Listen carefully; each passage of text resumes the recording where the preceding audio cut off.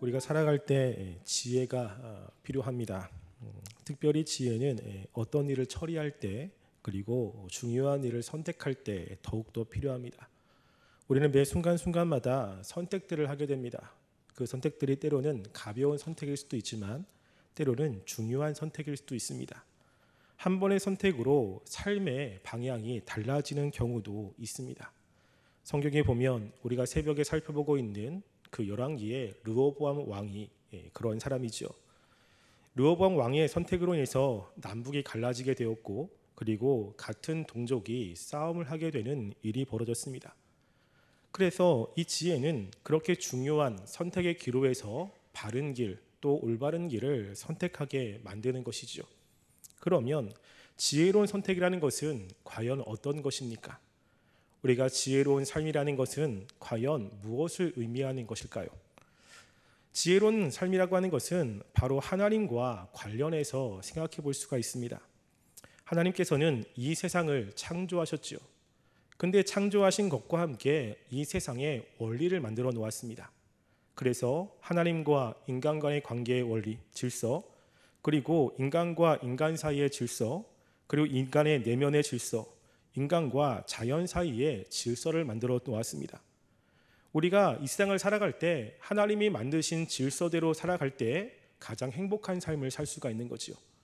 어떤 문제가 있을 때 하나님이 창조하신 그 질서대로 우리가 선택을 한다면 우리는 가장 지혜로운 선택을 하는 것일 것입니다. 반면에 어떤 일을 선택하는데 하나님의 질서와 관계가 없는 그 질서에서 벗어난 행동을 한다면 우리의 삶은 피폐해질 수밖에 없는 것입니다. 그런 면에서 지혜의 가장 근본이 하나님을 경외하는 것이라고 잠언이 말하는 것은 맞는 말이죠.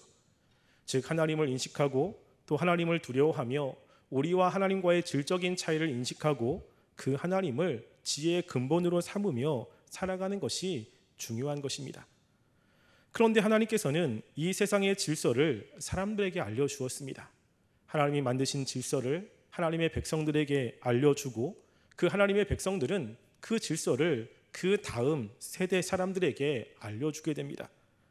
그래서 참된 질서라고 지혜라고 하는 것은 자신이 무엇인가를 생각하는 것이 아니라 하나님이 알려주신 그 이 세상의 원리들을 깨닫고 그것대로 살아가는 삶을 이야기를 하는 것이죠.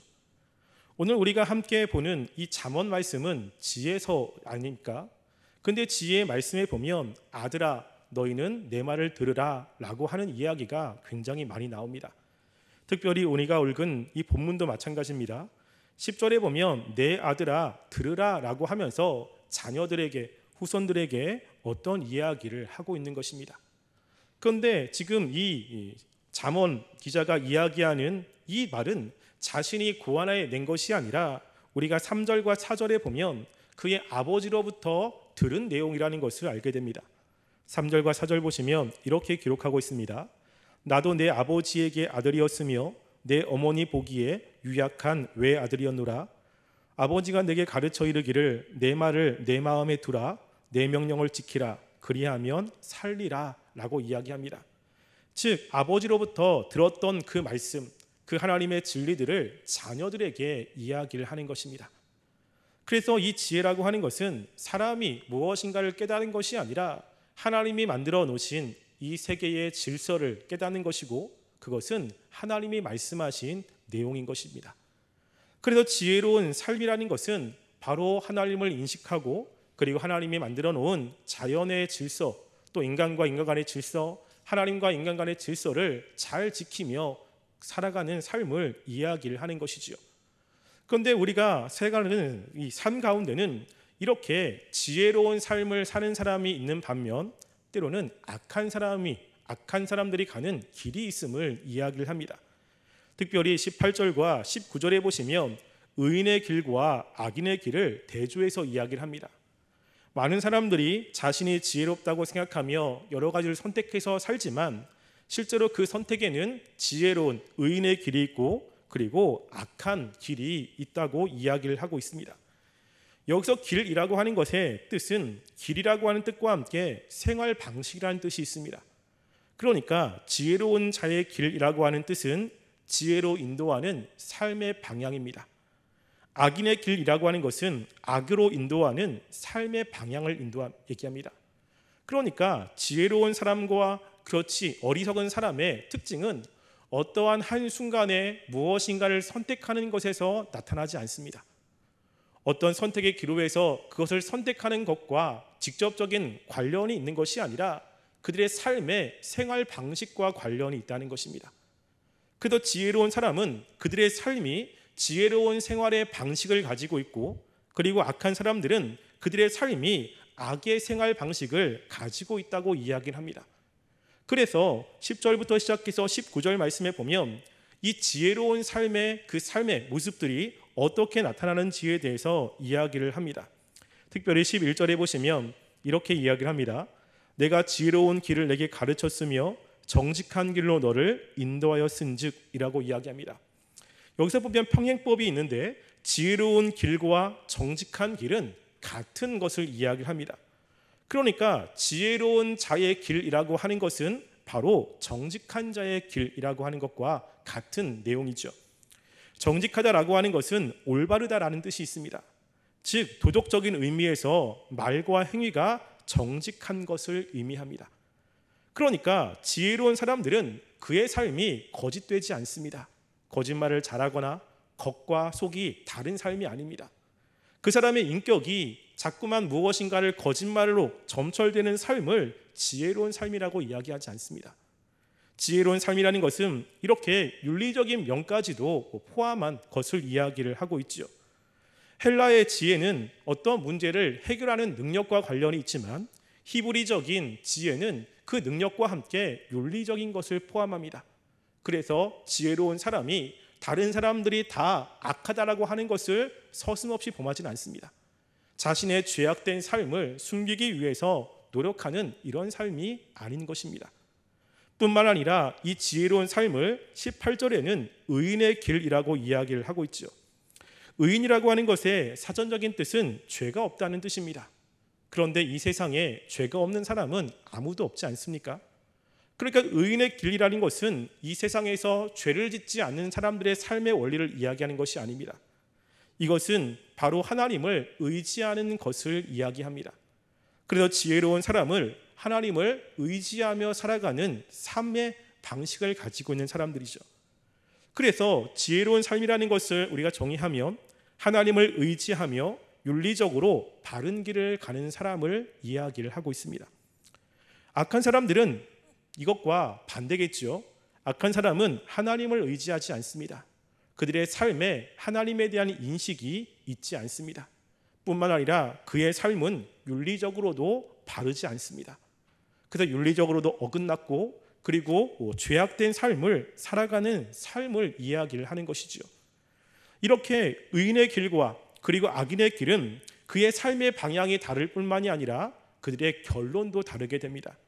그래서 이 의인의 길을 걷는 사람과 악인의 길이 어떻게 다른지를 18절과 19절이 이야기를 하고 있습니다. 우선 지혜로운 길, 의인의 길의 특징은 돋는 햇살 같다라고 하는 것이고 악인의 길의 특징은 어둠이라고 하는 뜻입니다. 돋는 햇살 같아서라고 하는 것은 밝은 광명을 의미하고 있고요. 이 광명은 아침의 햇살을 의미합니다. 아침에 해가 뜨면 굉장히 밝지 않습니까? 그래서 이 의인은 빛과 같고 그 악인은 어둠과 같습니다. 보통 빛과 어둠의 의미는 빛은 생명을 상징하고 이 어둠은 죽음을 상징하지 않습니까? 그런데 이들의 삶은 시간이 지나면서 이제 달라지기 시작합니다.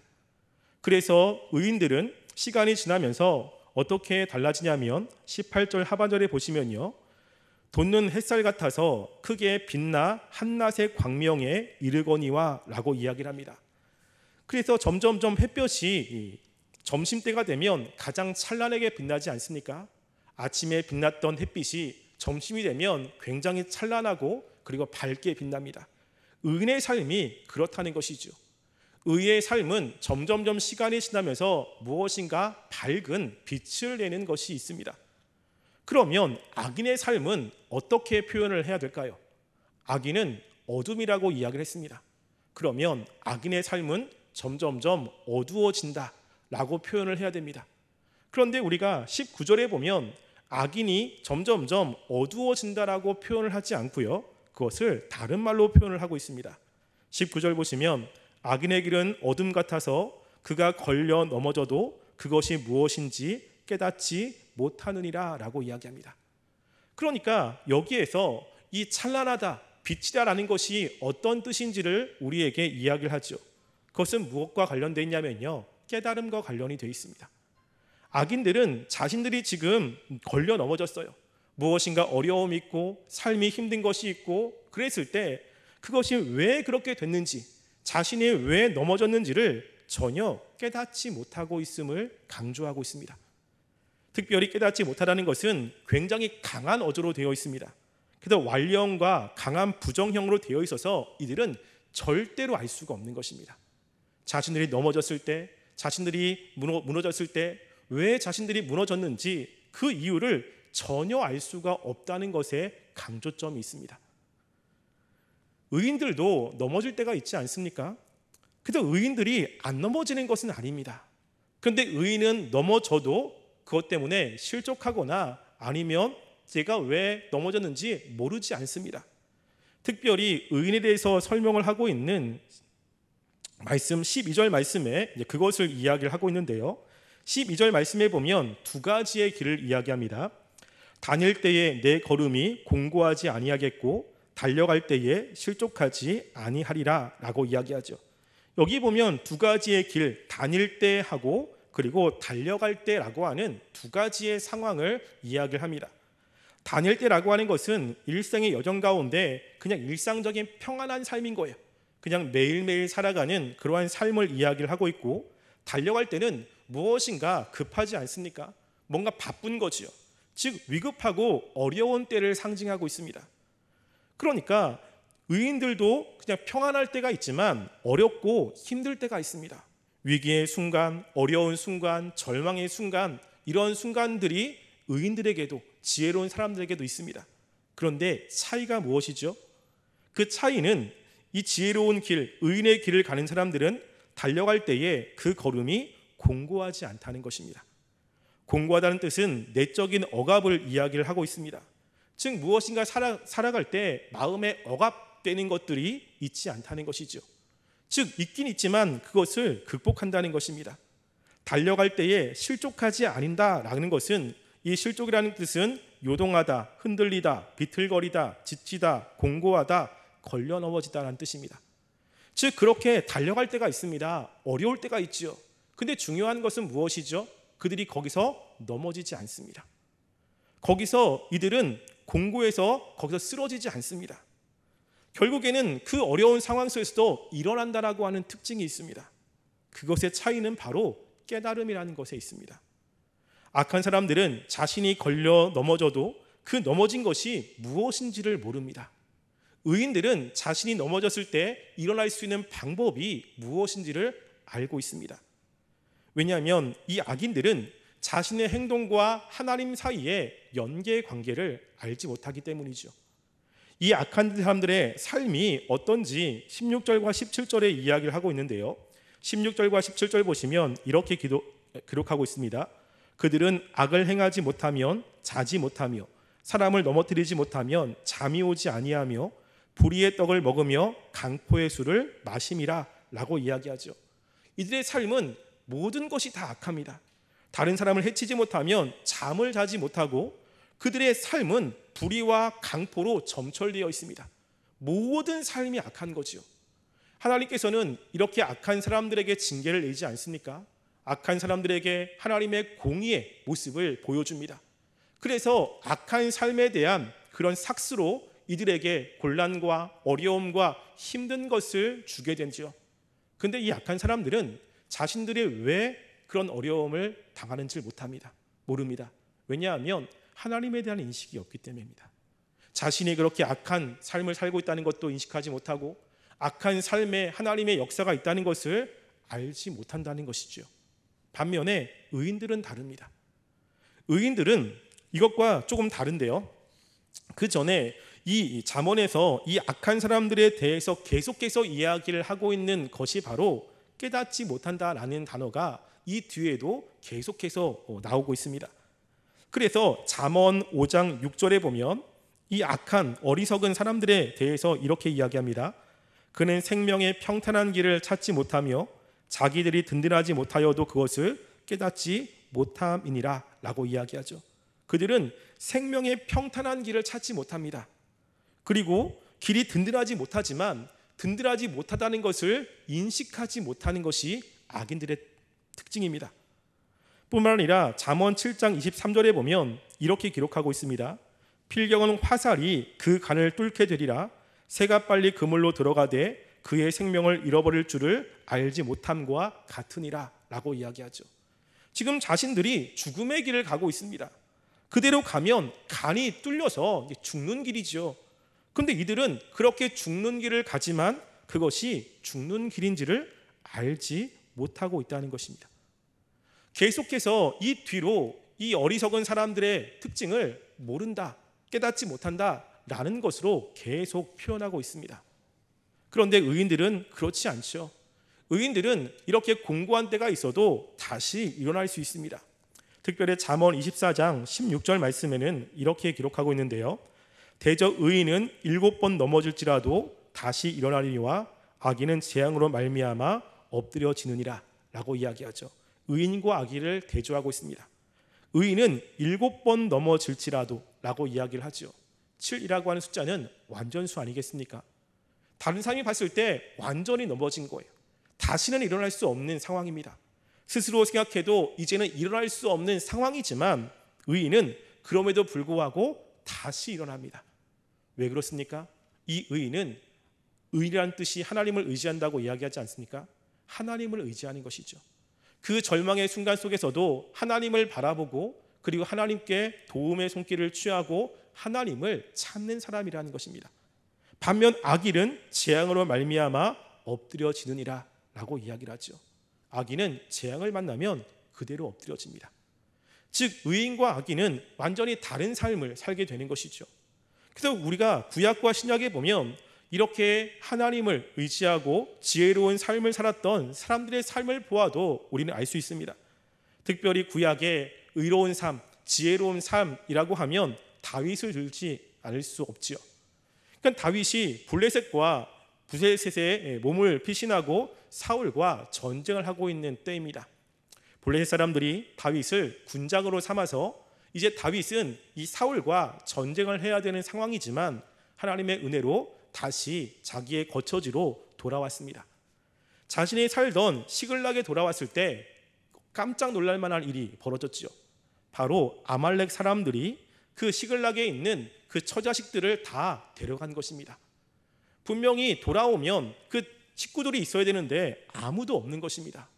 그럴 때 다윗과 함께했던 사람들이 다윗을 돌로 쳐 죽이려고 합니다. 사무엘상 30장 6절 말씀에는 이렇게 이야기를 하는데요. 백성들의 자녀들 때문에 마음이 슬퍼서 다윗을 돌로 치자 하니 라고 이야기합니다. 지금 다윗은 적군 한복판에 있습니다. 그리고 자신과 함께 있던 사람들이 함께 힘을 모아서 이 어려움을 극복해야 되는데 자신 편이라고 생각했던 사람들이 다윗을 돌로 쳐 죽이려고 하는 상황입니다. 그대로 두면 다윗은 죽을 수밖에 없는 상황이죠. 다윗이 그것을 해결할 수 있는 방법이 마땅히 생각나지 않았던 것 같습니다. 근데 다윗은 지혜로운 삶의 그런 생활 양식을 가지고 있는 사람입니다. 그 순간에 다윗이 한 것이 무엇인지 아십니까? 그 다음 말씀이 이렇게 기록하고 있습니다. 다윗이 크게 다급하였으나 그의 하나님 여호와를 힘입어 용기를 얻었더라 라고 이야기하죠. 그는 그 순간에 하나님을 생각한 것입니다. 그 순간에 하나님을 바라보며 용기를 얻었습니다. 그리고 하나님 앞에 뜻을 물어봤죠. 우리가 지금 이런 군대를 추격하면 따라잡겠습니까? 라고 했을 때 하나님께서 다윗에게 이야기합니다. 쫓아가면 따라잡을 것이다 라고 하면서 그의 식솔들을 다 데리고 오지 않았습니까? 어렵고 힘든 순간이 분명히 있습니다. 그리고 아무것도 할 수 없는 그런 순간도 있습니다.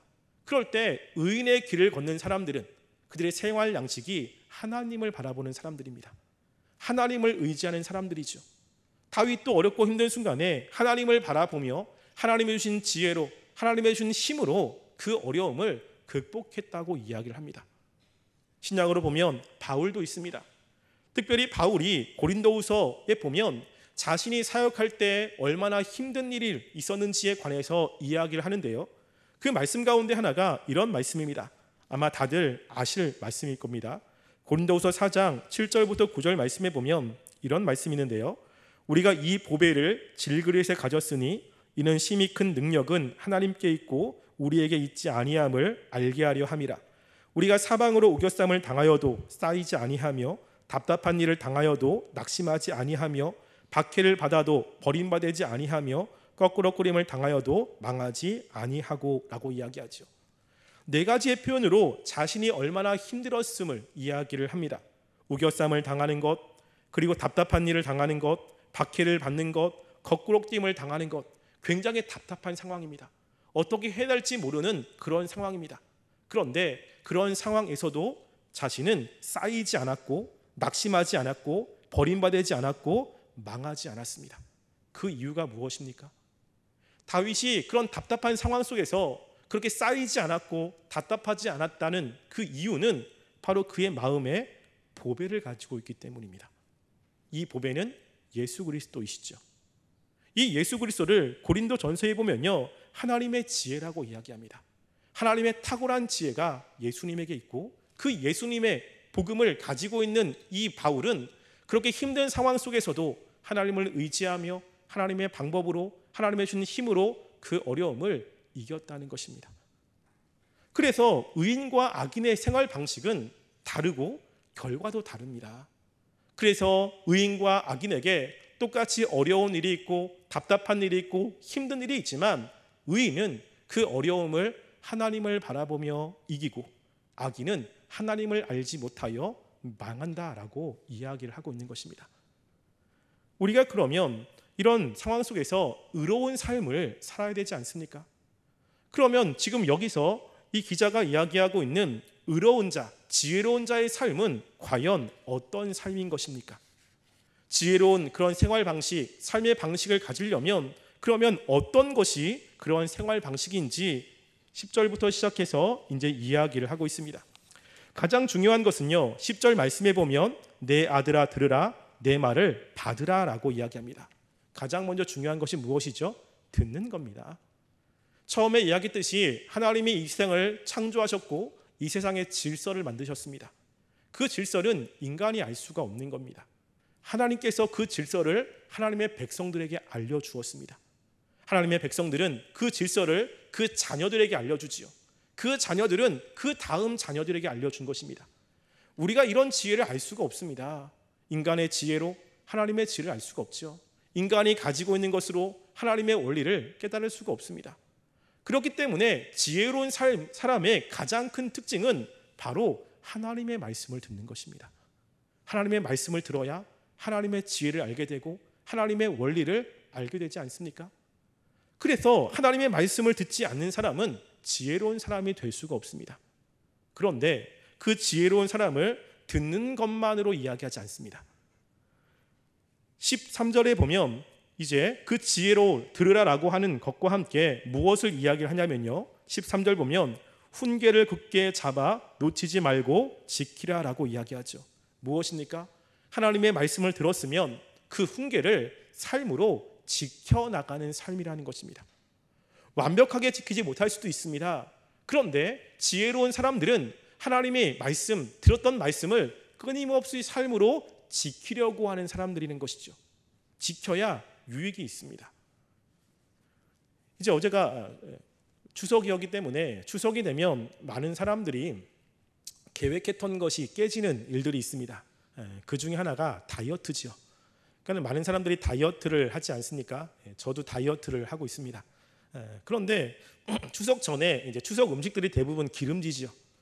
그래서 기름진 음식을 먹으면 살이 찌기 때문에 내가 추석에 이제 기름진 음식을 조금만 먹으리라라고 다짐을 합니다. 왜냐하면 기름진 음식을 많이 먹으면 살이 더 많이 찌기 때문에 그렇습니다. 이 원리는 맞죠.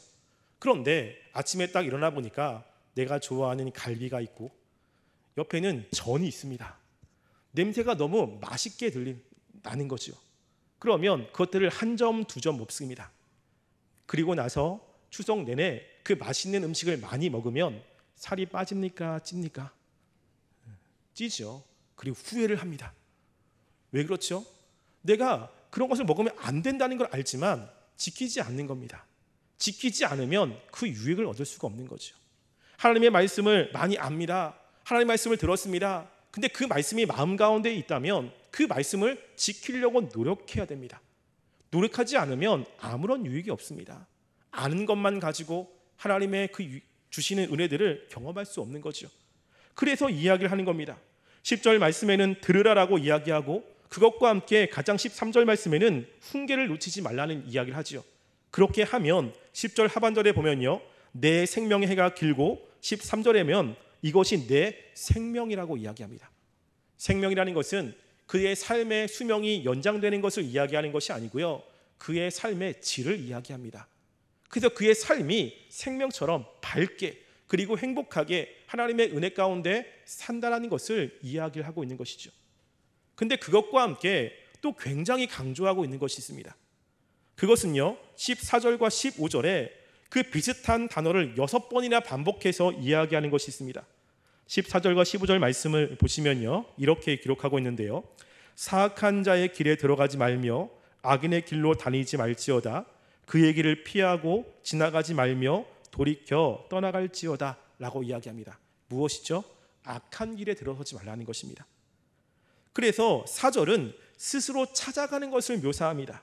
그래서 악한 길에 네가 스스로 찾아가서 들어가지 말고 악인의 길에 스스로 찾아가서 들어가지 말라는 것이죠. 15절 말씀에는 그 악한 길이 찾아오는 것을 이야기를 합니다. 그래서 그 길이 찾아오면 피하고 지나가지 말며 돌이켜 떠나라고 하면서 지금 6번이나 강조를 하고 있습니다. 무엇이죠? 악은 찾지도 말고 설령 찾아올지라도 최선을 다해서 도망가라는 것입니다. 악과 함께하며 지혜로운 길은 갈 수가 없습니다. 내가 악을 찾고 악이 온다고 해서 어쩔 수 없네 라고 한다면 그의 삶의 방식은 지혜로운 삶의 방식이 될 수 없다는 것입니다. 그래서 지금 이 기자는 그 아들에게 이야기하는 것이죠. 지혜로운 길이 정말로 중요합니다. 그리고 지혜로운 길을 찾아야 됩니다. 그 길을 살아야 됩니다. 그러면 지혜로운 길을 사는 사람들의 삶의 모습은 먼저 하나님의 말씀을 듣기를 원합니다. 하나님의 말씀을 듣고 무엇이 하나님이 원하시는 것인지, 무엇이 하나님이 기뻐하는 것인지 이것을 먼저 깨닫는 것입니다. 깨달았다면 깨닫는 것으로 끝나는 것이 아니라 그 다음에 그 길에서 벗어나는 게 만드는 것들은 피하고 하나님의 그 말씀을 지키며 살아가는 삶이 있다면 지혜로운 삶의 여정, 길이라는 것을 이야기하고 있는 것이죠. 우리는 어떻습니까? 하나님의 말씀을 들으려고 노력하고 있습니까? 우리가 지혜로운 사람이라면 하나님의 말씀을 들으면서 그 말씀의 의미를 깨닫고 그리고 하나님이 원하시는 것이 무엇인지가 마음에 새겨지고 그리고 하나님이 싫어하는 것이 어떤 것인지가 분명히 분별이 될 것입니다. 그리고 그것들을 마음에 품고 매 순간순간마다 하나님이 원하시는 대로 살려고 노력하며 애를 쓰는 삶인 것이죠. 혹 내가 실수해서 아니면 연약해서 그 길에서 벗어났다면 그 길로 가면 악인의 길입니다. 그 길로 가면 어두움밖에 없습니다.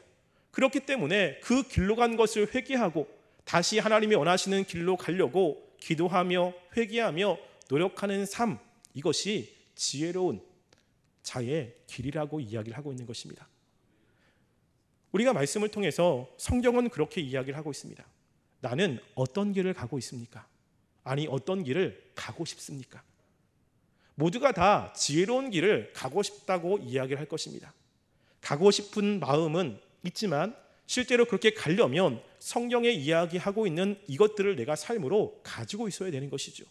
하나님의 말씀을 듣기를 기뻐하고 있습니까? 하나님의 말씀 안에 하나님의 뜻이 무엇인지를 알려고 애를 쓰고 있습니까? 그것이 깨달았다면 그 깨달은 말씀을 지키기 위해서 삶에서 고분, 분투하며 하는 모습이 나의 삶 가운데 있습니까?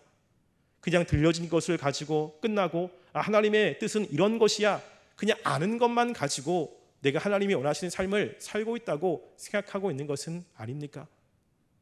지금 분명하게 이 의인의 길, 지혜자의 길은 말씀을 듣고 훈계를 지키며 악한 길을 벗어나는, 악한 길을 피하는 삶이라고 이야기를 하고 있습니다. 우리가 이 시간 기도할 때 하나님, 우리가 귀를 열어 하나님의 뜻을 깨닫게 하시고, 그 뜻을 깨달았다면 하나님의 그 말씀과 관련된 것을 우리가 지키며 또 하나님의 말씀에서 벗어나는 것을 피하는 삶을 살기를 원합니다. 우리의 그렇게 살 수 있는 힘과 은혜를 주시고 우리의 삶 가운데 하나님이 주시는 그 풍성한 은혜들이 우리 삶 가운데 넘쳐날 수 있도록 우리 삶 가운데 역사해달라고 기도하며 나가는 시간 되기를 간절히 소원합니다.